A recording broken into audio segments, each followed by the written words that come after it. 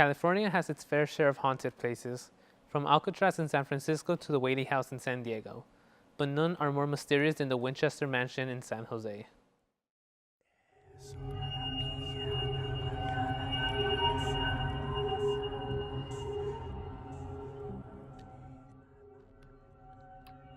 Oliver Winchester was the owner of New Haven Arms Company and would later rename that to Winchester Repeating Arms Company.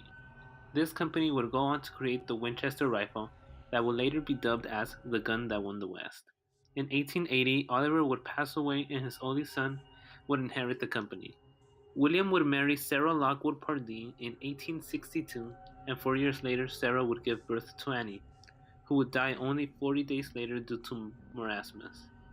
In 1880, William would pass away due to tuberculosis, leaving Sarah with an inheritance of $20 million and almost half the company. This is where the legend of the Winchester Mansion begins.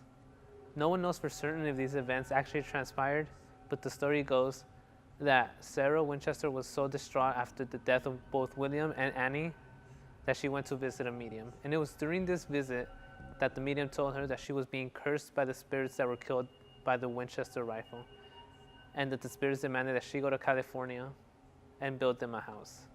So in 1884, Sarah packed her bags and moved to California, where she had started construction for 38 consecutive years on what would eventually become the Winchester Mansion.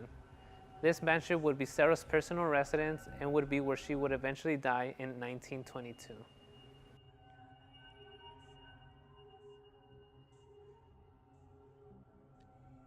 This mysterious house has over 160 rooms, some that lead to nowhere and even one that leads to a 12-foot drop.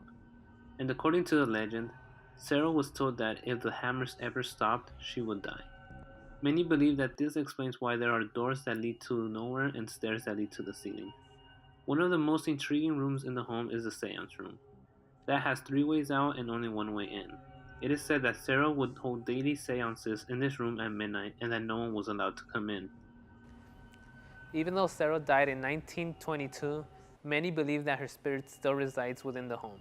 A recorder in Sarah's main bedroom that she ultimately died in, and left it there, for 3 hours while we walked around the house. And there was just 3 of us in the house, and it was 3 guys, and they caught a woman talking on the recorder that sounded like it said, "Welcome to my house."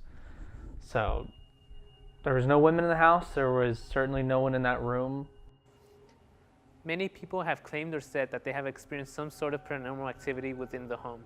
We ourselves thought we were experiencing this type of paranormal activity during our visit. Electricians, all kinds of people that lived here. There's people who worked in the kitchen. However, it turned out to just be the wind. Other people who have experienced some type of paranormal activity are Janet and Jake, who both work at the mansion.